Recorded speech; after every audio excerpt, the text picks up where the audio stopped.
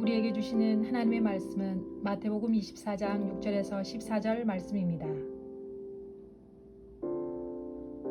난리와 난리 소문을 듣겠으나 너희는 삼가 두려워하지 말라.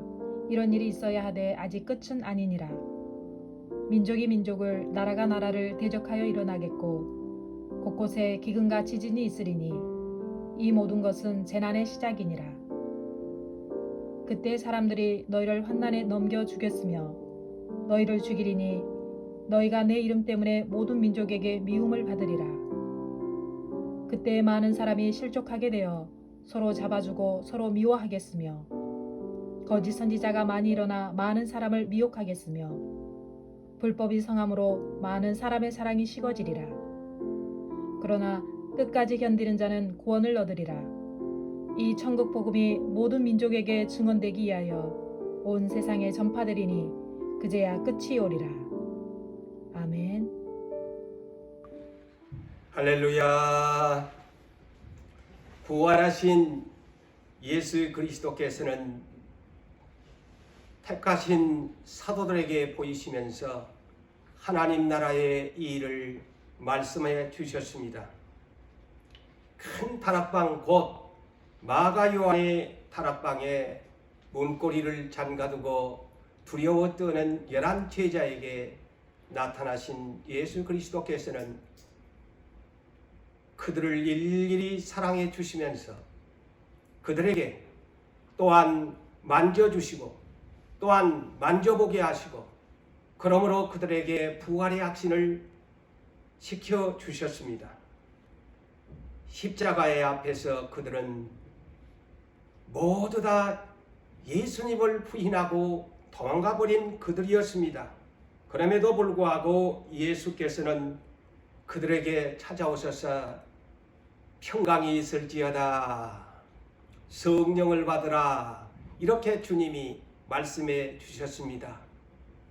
그들은 예수님과 3년 반 동안 동행하면서 예수님의 놀라운 표적과 기사를 보았습니다. 그리고 그들은 예수님 앞에서 나는 예수님을 사랑합니다. 옥에도 같이 가겠습니다. 죽는데도 함께 하겠습니다. 주님이 어디든지 간다면 우리는 우리 주님을 따라가겠습니다. 그렇게 말했던 그들이었지만은 예수님의 십자가의 고난과 함께 그들은 한결같이 누구만 남는 것도 아니었습니다. 12 제자들은 하나같이 주님을 부인하고 도망가버리고 한 제자는 또한 예수님을 십자가에 못 박도록 배신을 했던 가룟 유다도 있었습니다. 부활하신 예수님은 그럼에도 불구하고 그들에게 2번씩이나 마가 요한의 다락방에 나타나서 그들에게 확신을 시켜주었음에도 불구하고 그들은 지난날 불렀던 갈릴리 바다, 생업의 터전을 버리고 그 바다와 또한 아버지도 그물도 버려두고 예수님을 따랐던 그곳으로 다시 생업의 터전으로 돌아가 버리고 말았습니다. 그들의 신앙은 예수 그리스도의 고난과 십자가의 죽음을 당하여 주님은 예루살렘 성을 입성하실 때에 제자들에게 그랬지요. 나는 이제 예루살렘으로 올라가는데 대제사장들과 장로들과 서기관들에게 많은 고난을 당한 후에 죽임을 당하여 사흘 만에 부활할 것이다. 이렇게 그들에게 말씀을 해 주셨음에도 불구하고 그들은 이와 같은 말씀을 그들의 마음에 새겨주지 못했습니다. 그 말씀을 생각하지 않았습니다. 어려움과 환경에 닥칠 때 우리도 이런 교훈을 얻어야 됩니다. 내가 어려움이 당했을 때 정말 말씀을 붙잡아야 될 것인데 이들은 말씀을 붙잡지 못했습니다. 내가 고난당한 후에 사흘 만에 내가 살아날 거야 라고 하는 것을 그들에게 말해 주었지만 그들은 어려움의 고난이 왔을 때에 그 말씀을 붙잡지 못했습니다. 실망하고 말았습니다. 예수님에 대한 그 말씀을 믿지 못했습니다. 신뢰하지 못하고 말았습니다. 그런데도 우리 주님은 그들을 찾아와서 다시 그들에게 확신을 시켜 주었어요. 2번씩이나 마가 요한의 다락방에 찾아와서 나는 이렇게 살아났다. 한번 만져보아라. 나는 다시 살아났지 않느냐. 의심 많은 도마에게도 너는 어찌 본거로 믿으려고 하느냐. 보지 않고 믿는 자가 복이 있는 것이다. 라고 이런 말씀도 하셨지만은 이들은 주님께로 돌아오지를 못했습니다. 요한복음 21장이 바로 세 번째 우리 주님이 부활하신 주님이 그들을 만나주시는 장면입니다. 그들은 7사람, 그들의 생업은 갈릴리 바다였습니다. 베드로를 비롯해서 7사람이 갈릴리 디베라 바다에 지난날의 성읍의 터전으로 다시 돌아와서 밤새도록 그물을 던져보았지만 잡은 것이 없었습니다. 그때 부활하신 예수님은 그들에게 나타나서 얘들아 고기를 잡았느냐? 없나이다. 그때 베드로가 그 예수님의 부활하신 모습을 보고 놀라워서 물속으로 빠져버리고 말았습니다. 그때 예수님은 오른쪽에 그물을 내리라 할 때에 153마리의 고기를 잡는 놀라운 기적을 그들에게 보여주시면서 주님은 베드로에게 너는 나를 사랑하느냐? 3번을 주님이 베드로에게 질문합니다. 그들은 잃어버린 사명이 되고 말았습니다.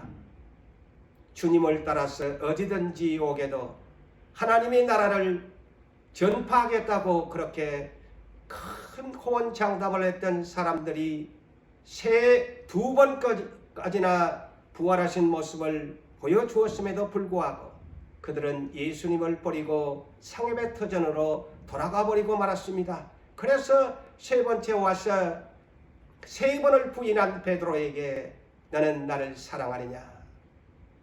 그러면서 내 양을 먹이라, 내 어린 양을 먹이라, 내 양을 치라고 다시 잃어버린 사명을 일깨워주면서 사랑하는 사람은 사명을 감당하는 것이라고 우리 주님이 그들에게 말씀해 주셨던 것을 우리는 너무나 잘 알고 있습니다. 그러므로 오늘 생명의 떡 하나님 나라의 생명의 말씀의 메뉴는 사랑의 온도를 유지하라 라는 말씀으로 생각을 하려고 합니다. 구약 성경과 이스라엘 민족은 불가분의 관계입니다. 왜냐? 모세 오경을 비롯해서 구약 성경은 어느 세상에 있는 민족이 그 은혜를 입을 수 없는 구약 성경을 그들이 선물로 받았습니다. 그러므로 그 성경과 선지자들의 예언은 메시아 곧 그리스도가 초림하게 될 것을 그들에게 약속해 주었습니다. 그렇지만 유대민족은 유대 종교 지도자들,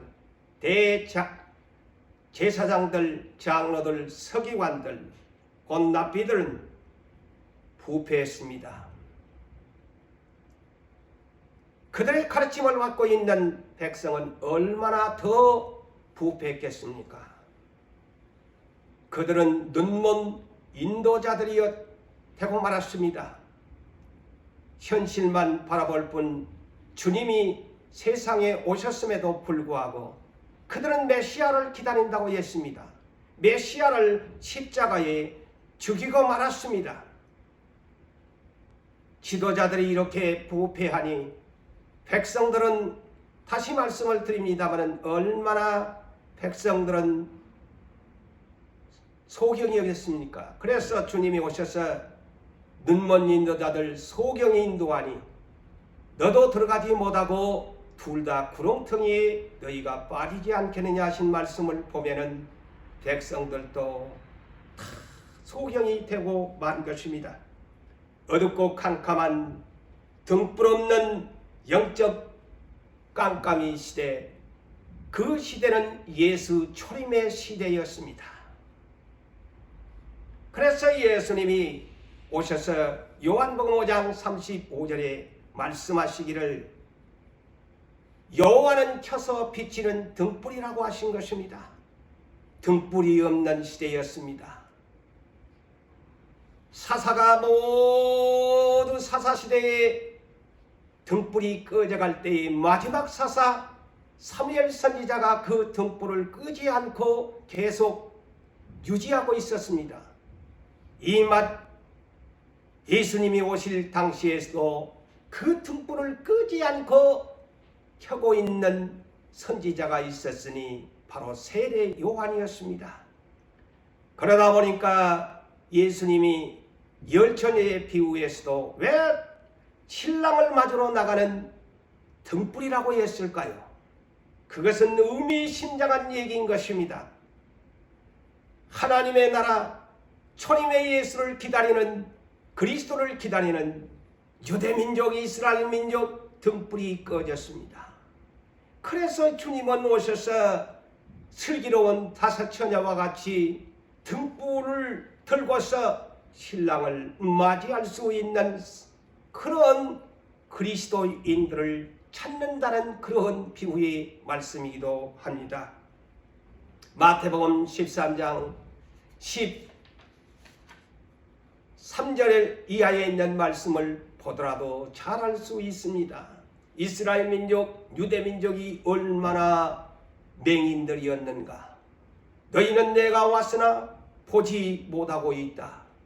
너희가 내 말을 듣고 있지만은 듣지 못하고 있다. 너희들의 마음은 완악하기 때문이다. 이사야 선지자가 이사야 6장에 예언한 말씀이 곧 너희에게 응하였도다. 너희들이 도리어 이사야의 예언처럼 고침을 받을까 두려워한다는 말씀으로 우리 주님은 이스라엘 백성을 향하여 이 말씀을 전하는 것을 우리는 기억해야 할 것입니다. 그들은 하나님의 민족이요 구약 성경에 어느 민족이 가질 수 없는 성경의 선물을 받았음에도 불구하고 그들은 성경을 오해했습니다. 잘못 깨달았습니다. 그들의 메시아는 모세처럼 저 바로왕의 통치하에서 출애굽을 시킬 수 있는 그런 능력 있는 메시아를 기다렸습니다. 그러나 예수의 초림은 성경의 속죄의 메시아입니다. 자기 백성을 대신하여 이사야 53장을 보더라도 그는 잘 속에 놓았지 않습니까? 그러나 그들은 성경을 보지 못했습니다.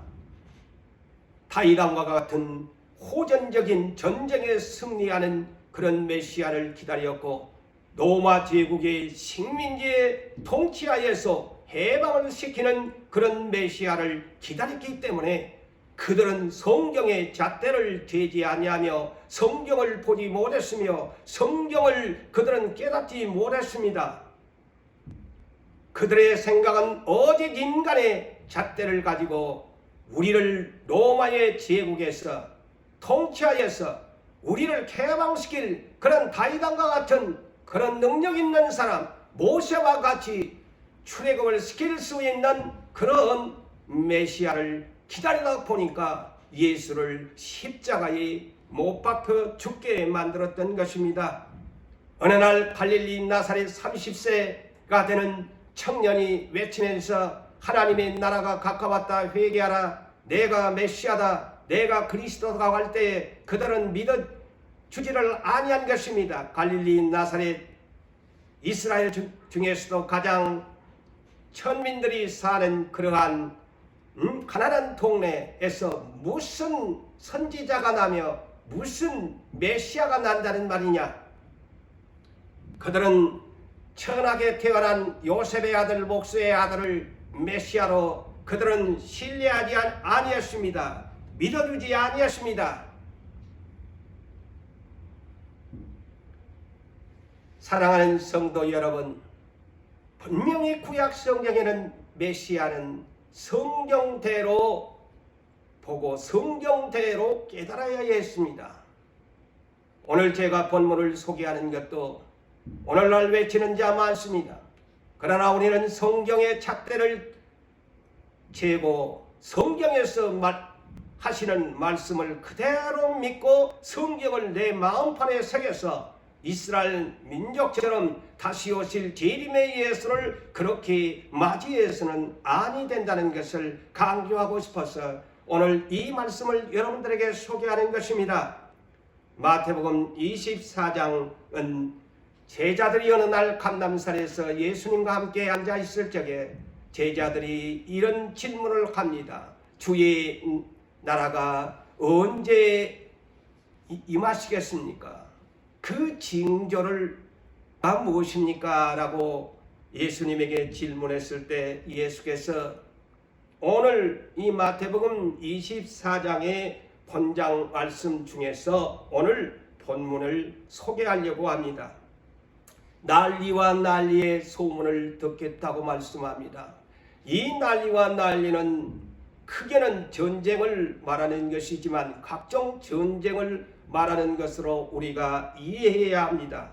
오늘날 최첨단의 과학 문명의 시대, 오늘날 여러분들이 가지고 있는 스마트폰 하나로 모든 정보를 쉽게 여러분 신속하게 여러분 뉴스를 접하게 되어집니다.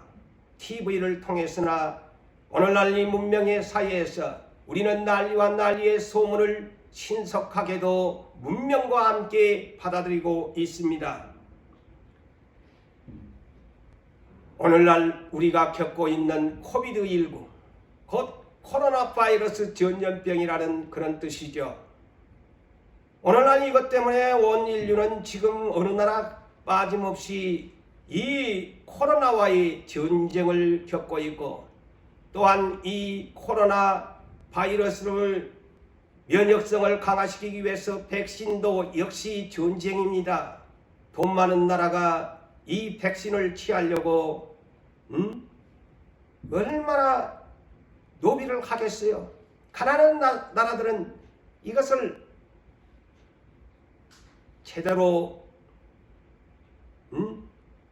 가지고 있을 수도 없는 그러한 시대가 되어버렸습니다. 이 난리와 난리의 소문을 듣겠다는 것은 오늘날 이제 말세가 되어지면은 난리와 난리의 소문은 무엇일까요? 이와 같은 전염병의 전쟁을 비롯해서 무기와의 전쟁이요, 또한 경제적인 전쟁이요, 무역의 전쟁이요, 앞으로는 식량난의 전쟁도 오게 될 것입니다.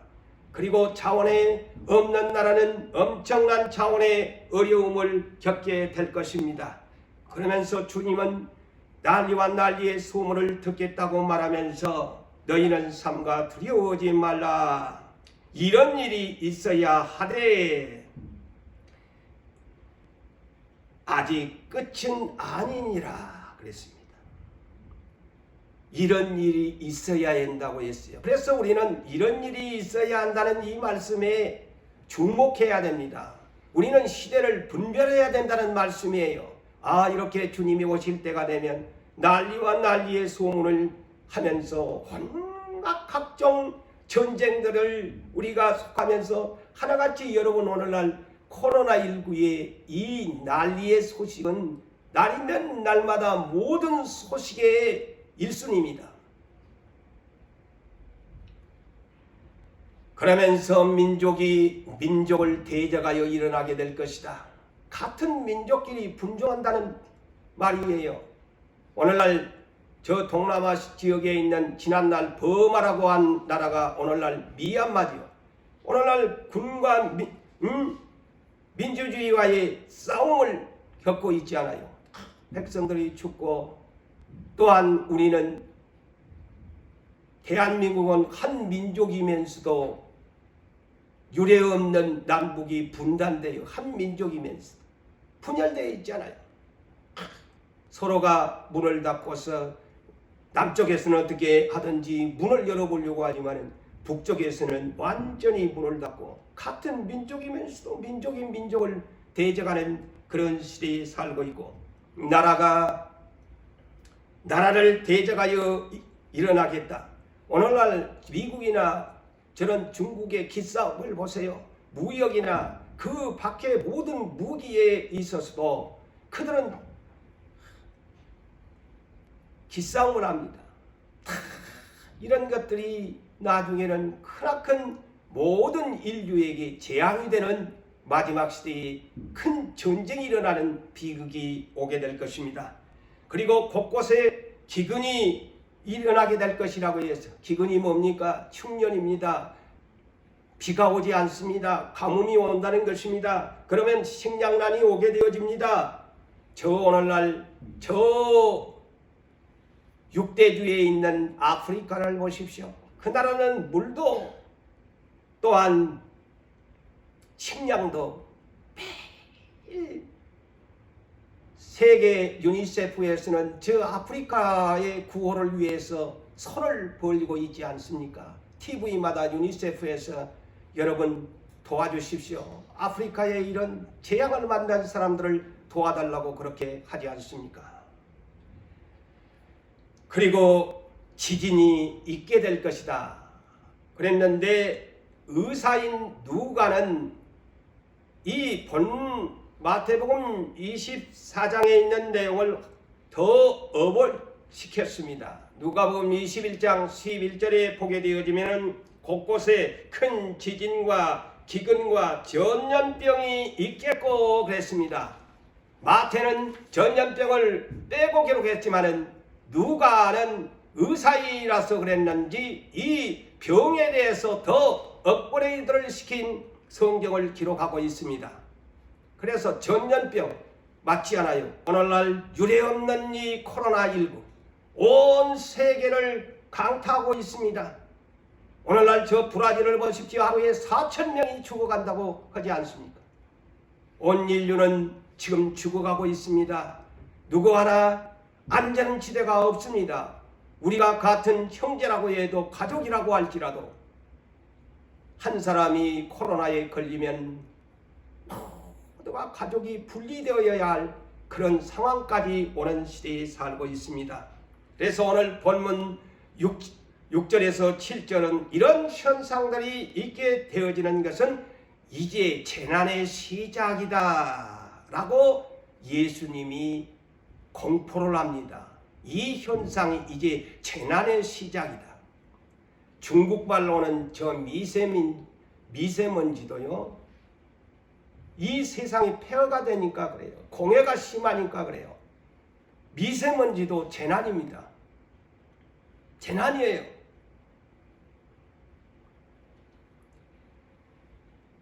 앞으로 이 재난의 시작이 된다. 오늘 본문을 이어자면은 앞으로 이제 수출입이 굉장히 어려워집니다. 그리고 뭐 클린턴이 아닌 트럼프 대통령이 자국보호주의를 내치다가 그가 그 퇴임을 했습니다만은 앞으로 가게 되어지면 강대국들이 자국보호주의가 강하게 될 것입니다. 그리고 자원 없는 나라들은, 비자원국들은 이 때문에 고갈을 당하게 되어지고 굉장한 힘든 충격적인 삶을 면할 수 없게 될 것입니다. 자원국들은 갑질을 하게 될 거예요. 그의 말세의 성경의 예언이기 때문입니다. 그래서 주님이 재난의 시작이다, 이런 현상들이 오면 내 백성들이여 지혜롭게 깨닫고 이런 시대가 오니까 준비해라 라는 그런 말씀으로 저는 해석을 해봅니다. 그러므로 오늘 본문 8절을 보실까요? 그때에 이런 현상들이 이제 나타나기 시작하면서 주님이 오실 때가 가까워지면은 사람들이 너희를 환난에 넘겨주겠으며 너희를 죽이리니 너희가 내 이름으로 인하여서 모든 민족에게 미움을 받게 될 것이다. 예수님이 오실 때가 되면 예수 믿는 사람들이 정말 고난의 현장에서 마귀를 통하여서 예수 믿는 사람이 미움을 받게 된다는 예언입니다. 지금 우리가 편하게 예수를 믿지만은 앞으로 시대가 이런 시대가 온다는 거예요. 예수 믿는 사람이 미움을 받게 된다는 것입니다. 그때에 많은 사람이 실족한대요. 자, 여기에 오늘 성경에 보면 많은 사람이라는 말이 나옵니다. Many people. 이 많은 사람들이 실족한다는 겁니다. 그래서 예수 믿는다고 하지만은 많은 사람이 추풍낙엽처럼 떨어져 버립니다. 지금 코로나19를 통해서도 많은 그리스도인들이 지금 실족하고 가난한 그리스도인들이 돼버리고 교회 안 나가려고 안주해버린 사람들이 아마 많이 지금 있게 될 것입니다. 많은 사람이 실족하게 되어지고 서로 잡아주고 서로 미워하겠으며 또 거짓 선지자들이 많이 일어난다는 거예요. 그래서 많은 사람을 미혹하리라 그랬어요. 대한민국만 봐도 얼마나 이단들이 많습니까? 많은 사람들이 하나의 신천지만 보더라도 수십만 명이 미혹을 당해서 이단에 빠져 있지 않습니까? 성경대로 지금 그렇게 되는 거예요. 많은 사람이 미혹을 받게 된다. 그러므로 불법이 성함으로 많은 사람이 사랑이 식어지리라. 그래서 오늘 제가 제목은 사랑의 온도를 유지하자라는 제목을 붙였지요. 불법이 성하여 많은 사람이 사랑이 식어지리라. 이렇게 예언했지 않아요? 다시 말씀을 드리지만 이 코로나가요 많은 사랑을 식어지게 지금 만들고 있습니다. 누구 하나 나는 아니다고 할 수가 없습니다. 많은 사람이 사랑이 식어지고 있습니다. 그러나 끝까지 the end 끝까지 견디는 자는 구원을 얻으리라. 이 천국 복음이 모든 민족에게 증언이 되기 위하여 온 세계에 전파되리니 그제야 끝이 오리라. The end. 끝이 오리라. 사랑하는 성도 여러분, 지나간 비문명 시대는 복음을 전하려면 몇 리길도 수십 리길도 걸어가야 하지만 오늘날 시대는 우리 교회도 지금 유튜브 채널로 통해서 제 나름대로 방송팀에 의해서 성령의 소리센터를 전하고 있습니다만 오늘날 방송 시대, 미디어 시대입니다. 이 스마트폰 시대입니다. 지구촌에 예수 이름 모르는 사람이 있을까요? 저는 없다고 봅니다. 제가 어느 TV를 봐도 저 아마존의 정글 속에 살아가는 그들도 예수라는 것을 이미 선교사들 통해서 다 전해 듣고 있습니다. 그들도 스마트폰을 사용합니다.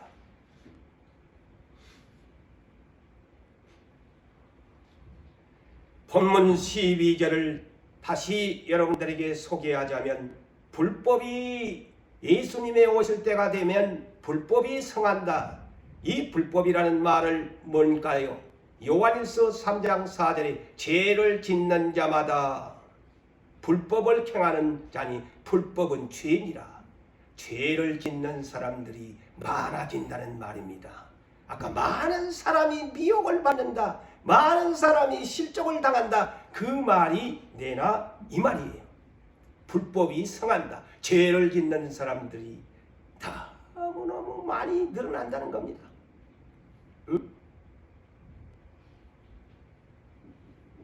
그래서 많은 사람이 사랑이 식어지게 될 것이다.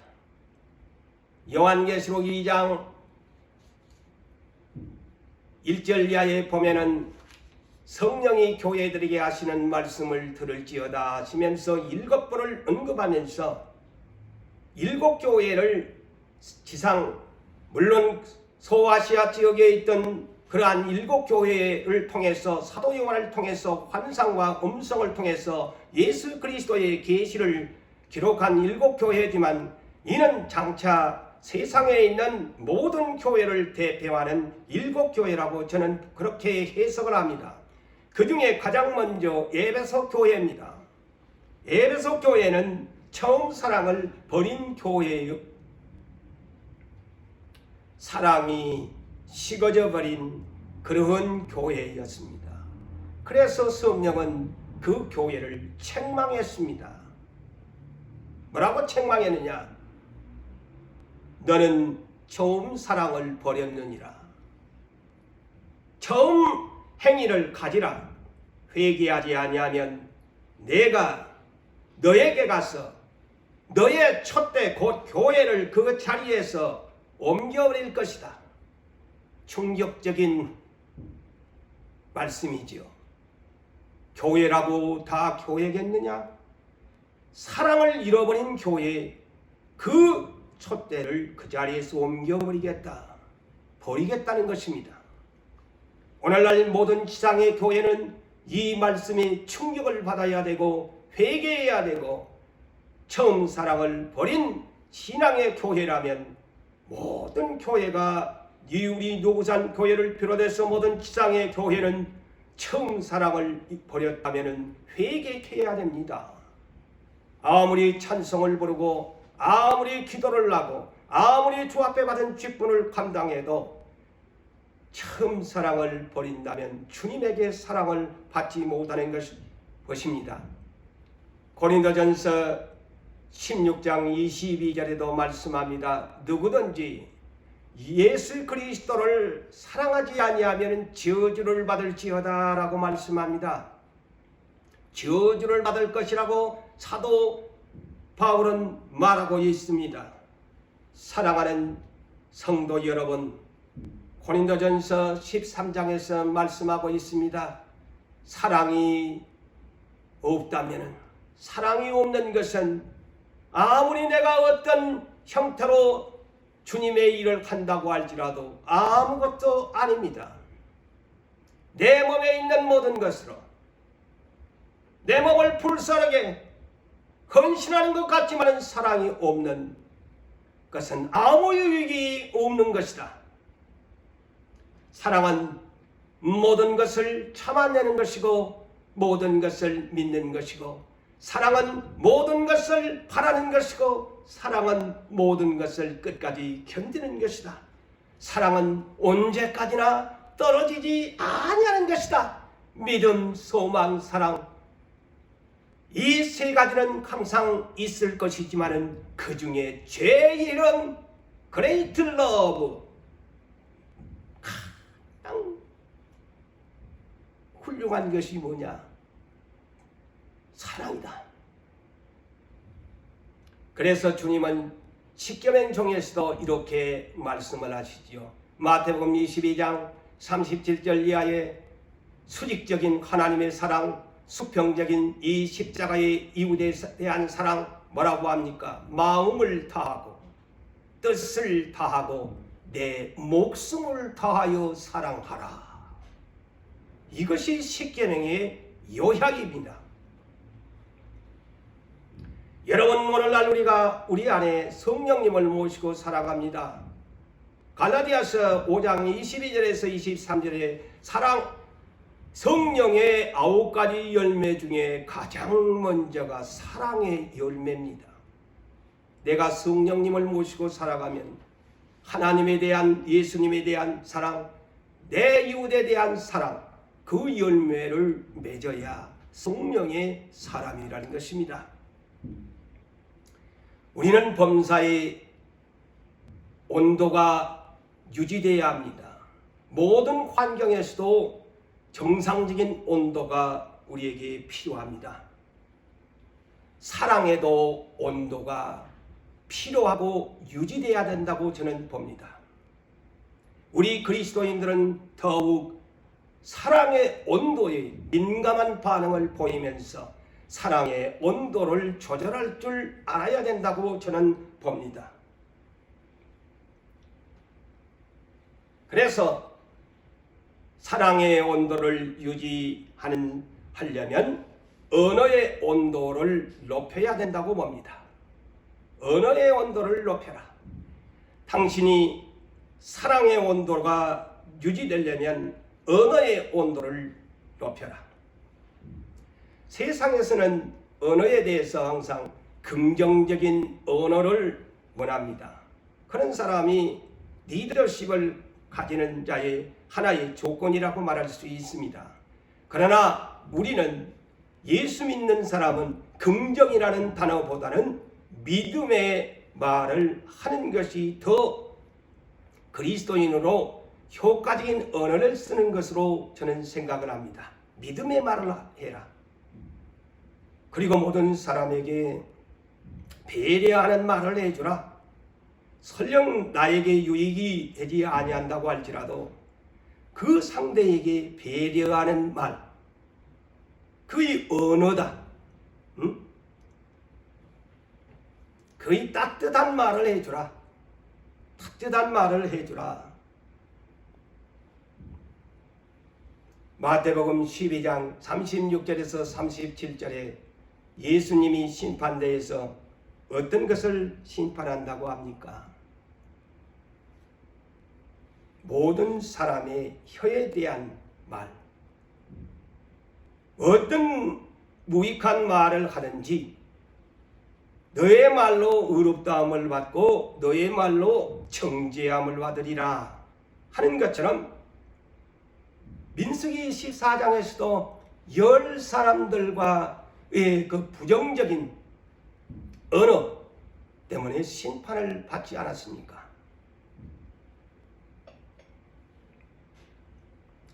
여러분, 광야교회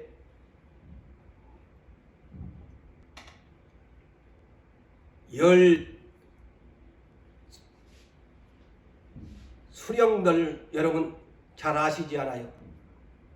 12사람이 정탐을 갔다 왔는데 여호수아와 갈렙은 믿음의 말을 했습니다. 따뜻한 말을 했습니다. 언어의 높은 그런 사랑의 온도가 식지 않은 하나님에 대한 말씀에 사랑의 온도가 식지 않는 하나님이 약속했다. 우리의 밥이 될 것이라고 했다. 그렇지만은 10사람들은 그렇지 않았습니다. 완전히 하나님에 대한 약속에 대한 사랑이 식어져 버린 그 온도가 식어져 버린 부정적인 우리는 메뚜기다. 그들은 장대하다. 우리의 처자식은 다 칼에 죽임을 당할 것이다. 이 때문에 사랑의 온도를 유지하지 못한 이들은 멸망당했습니다. 또한 사랑의 온도를 유지하려면 얼굴의 온도를 높여야 된다고 봅니다. 얼굴의 온도를 높여야 된다. 저도 참 노력을 하는데 저도 이 얼굴에 이것이 잘 안 돼요. 항상 스마일하게 웃고 이렇게 밝은 미소를 하려고 노력을 해야 되는데 그게 잘 안 되더라고요. 그런데 왜냐, 민수기 6장 25절을 보면은 제사장들이 이스라엘 백성에게 축복을 할 때 어떤 축복을 하나님께서 원하시느냐? 여호와의 그 얼굴을 내 백성에게 비추사 내 백성에게 드사 은혜 받기를 평강하기를 복비로 달라고 했습니다. 여호와의 얼굴. 그래서 신약 성경에서는 고린도후서 4장 6절에 어두운데 빛이라고 했던 그 말씀은 곧 예수 그리스도의 얼굴에 있는 하나님의 영광을 우리 마음에 비추게 하신 것이라고 그렇게 해석을 합니다.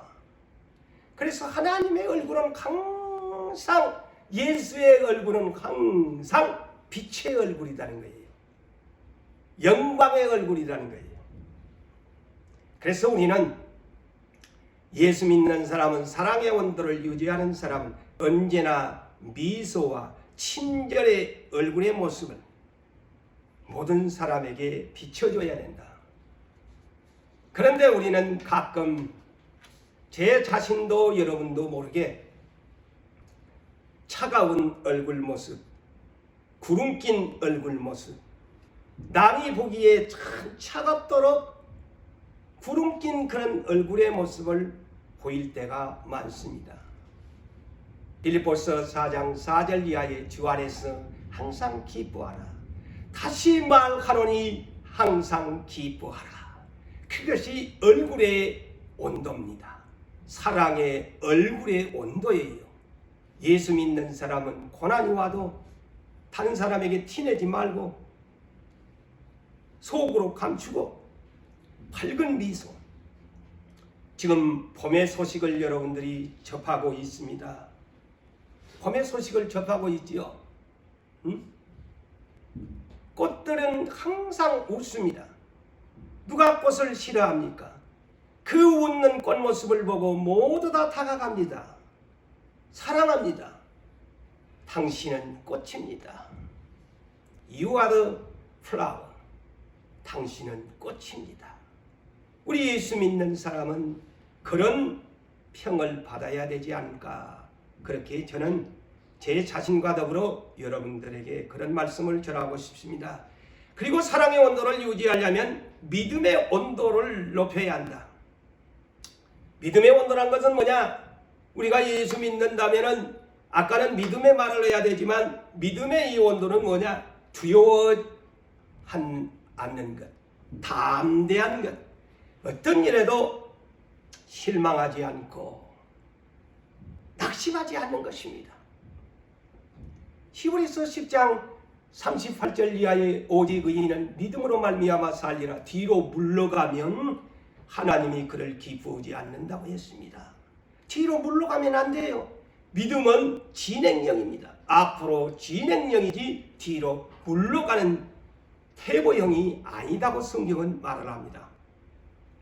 그래서 야고보서 2장 14절과 26절에 사람이 만일 믿음이 있노라고 하고 행함이 없으면 능히 자기를 구원하겠느냐?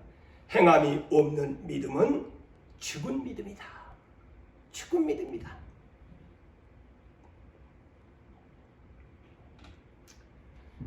또한 사랑의 온도를 유지하려면 삶의 온도가 높아야 됩니다. 삶의 온도가 높아야 됩니다. 이거는 따뜻한 이웃사랑의 실천입니다. 남들을 섬기는 그러한 삶의 온도입니다.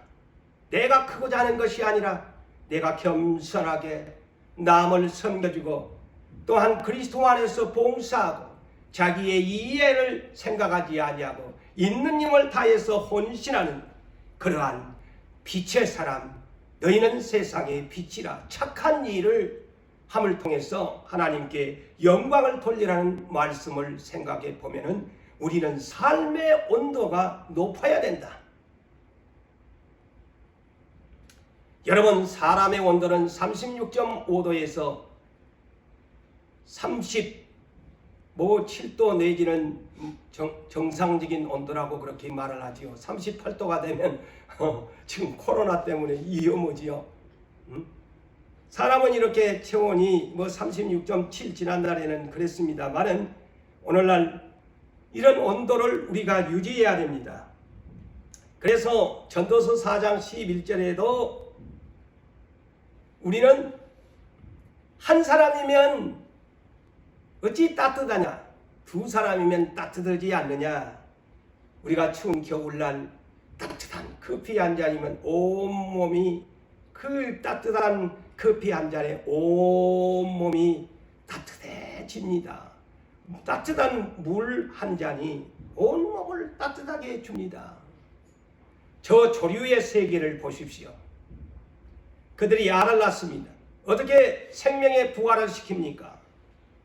그 어미가 암탉이 알을 품을 때 병아리가 태어납니다. 따뜻한 온도 속에서 아래서 생명이 부화됩니다. 그러나 죽은 시체는 따뜻한 기운이 없습니다. 죽은 시체는 주변의 환경의 온도와 똑같습니다. 그러나 살아있는 우리의 삶의 온도는 생명을 가지기 때문에 따뜻해야 된다는 것입니다.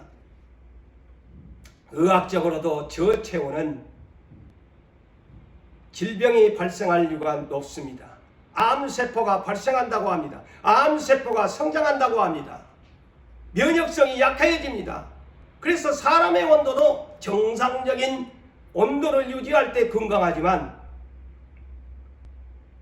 저체온이 되면 이와 같이 질병이 발생하게 되어집니다. 질병이 발생하게 되죠. 여러분, 많은 사람이 사랑이 식어질 것이라고 예수님은 예언하고 있습니다. 이 식어지다, 영어를 번역은 보니까 grow cold, grow cold, 냉랭하다, 추월이다, 그런 뜻이에요. 이런 시대가 온다는 겁니다. grow cold, 많은 사람이 사랑이 식어지게 될 것이다. 사랑하는 성도 여러분, 말씀을 맺겠습니다. 우리는 사랑의 온도를 유지해야 됩니다. 어떤 환경이 온다고 할지라도 저 다니엘처럼, 다니엘의 새 친구처럼 사자굴 속에 들어간다고 할지라도, 풀무불 속에 들어간다고 할지라도, 그리 아니하실지라도 나는 하나님에 대한 사랑이 식을 수가 없습니다. 나는 당신을 사랑합니다. 열정적으로 사랑합니다. 내 목숨을 다하여 사랑합니다. 사랑의 온도가 식어지면 죄의 바이러스가 내 몸에 감염을 시킵니다. 불법이 성하게 되어집니다. 그래서 불법이 성하여지면은 많은 사람이 사랑이 식어진다고 하는 말은 의학적으로 생각해 봐도 주님에 대한 사랑이 식어지고 이웃에 대한 사랑이 식어지면 사랑의 온도가 식어지게 되면 죄의 바이러스가 내 몸을 언제 점령했는지 나는 병들어 가고 만다는 것입니다.